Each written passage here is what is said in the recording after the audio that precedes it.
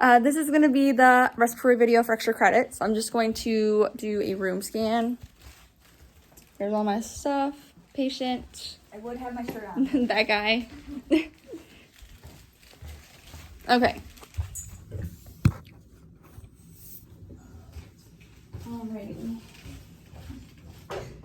Hi, I'm Leola. I'm going to be your student nurse today. I'm just going to provide do hand hygiene and provide privacy. Could you give me your name and your date of birth? Brianna Smithson, April 13, 2005. And do you have any allergies? Nope. Alright, and then I'm just checking the wristband to confirm. Let me check the provider's orders. It looks like we're going to be doing a respiratory assessment. Does that sound okay? Yeah. Alright, and I don't need any PPE in this situation, otherwise I would put it on. I'm just going to gather and cleanse my supplies. So I have my stethoscope and my pulse oximetry. Are you in a comfortable position? Yeah, I'm good. Okay, so I'm going to start off by doing your pulse oximetry just to get started. And while I'm doing this, I would wait until afterwards, actually. Okay, I'm going to pretend like it works. The battery's dead. Now I'm going to ask you 3 questions. So, do you have any difficulty breathing? Do you use any nicotine products? Nope. Have you ever been diagnosed with any respiratory disorders? No.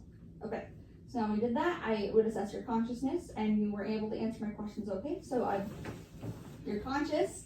I would assess for hypoxia and hypercapnia, which is low oxygen and high carbon dioxide. And I'm not seeing any signs of restlessness, anxiety, arrhythmia, cyanosis, any sort of symptoms that would indicate those.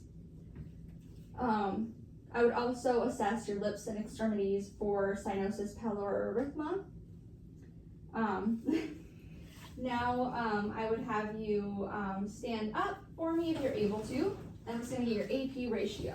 So I'm going to have you do that, and you want to turn to the side, and it's 2 to 1, so that's perfect. That's what we want. Now I'm just going to start out by inspecting your chest. So I would inspect the anterior chest for symmetry, shape, and color, which it looks normal. I would also inspect your lateral side for those same exact things. Both look good.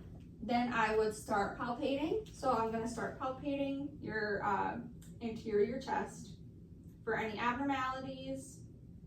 Okay, and then while I'm here palpating, I'm also going to palpate your trachea for any tenderness or masses.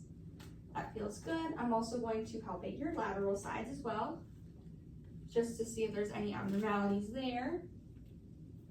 And then I'm going to do the tactile phrenitis. So I'm just going to put my hands on you, and I'm going to have you say 99 for me. All right, you want to say 99? 99. You want to say 99? 99. And I think 99? 99.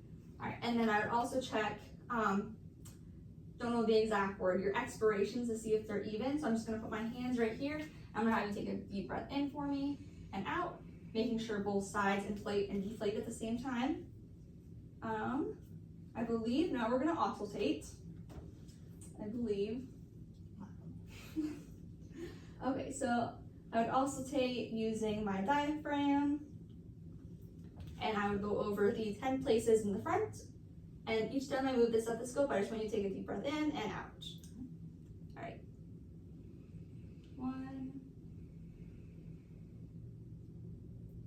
2, 3, and make sure it's on bare skin. 4, 5, 6, 7, 8, and then 9 and 10. And I would make sure it's on bare skin, but just for the purpose of this video, I'm not gonna take unnecessary things off. Okay, then I'm also going to oscillate your sides while I'm here. And for the sides, I'm gonna make sure to do one at a time to make sure they are the same. Okay, so I would do this side first, which would be 1. Then I would move over to this side for 2. And then 3.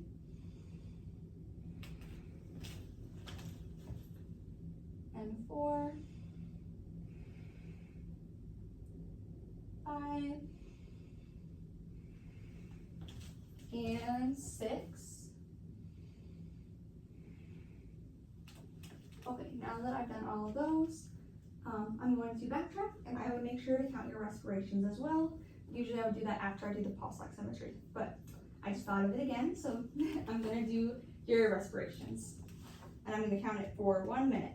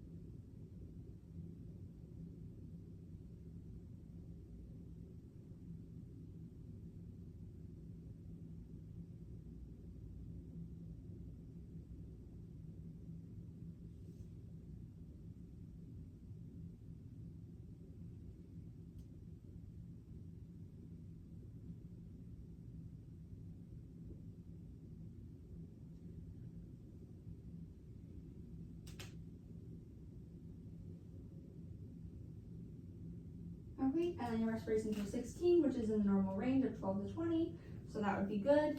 And since I backtracked, I'm going to go back to where we were, and I'm going to start inspecting your posterior chest. So I would inspect the posterior chest for any the symmetry, shape, and color, and it looks good. I'm also going to inspect the spine to make sure there's no deformities, such as lordosis, which is the inward curvature of the spine, scoliosis, which is the S-shaped spine, and then cordophis, the one that starts with a K, I can't remember the name. That's the outward curvature of the spine, or a hunchback. I don't see any of that. So now that I inspected, I am going to palpate. So I'm just going to palpate the anterior or posterior chest for any abnormalities, which I don't feel any. Now I'm going to do the tactile phrenitis again. So I'm just going to put my hands on you. I'm going to say 99 3 times. So say 99, 99, say 99, 99, and then 99. 99. And then I'll make sure that, I don't know if you can see from here, but my palms would be on there, but my fingers are up. So I would not be touching. Okay. Now I'm going to do excursion of your backside or your posterior. So I'm just going to put my hands right here. I'm going to have you breathe in and out to make sure that they will inflate and deflate evenly. Okay. I believe now we can auscultate.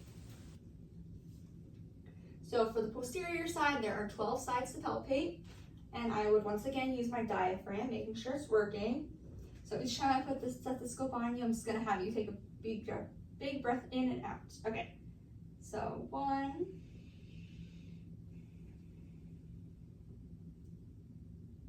2,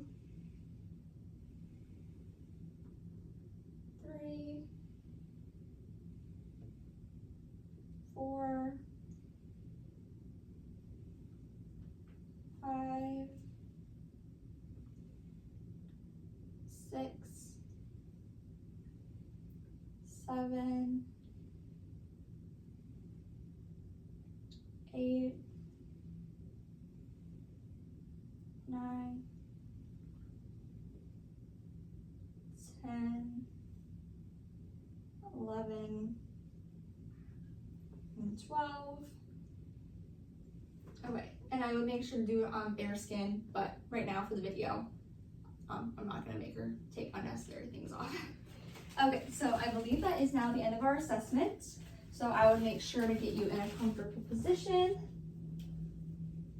I'm comfortable. You're comfortable? Okay, so I would give you your call lights.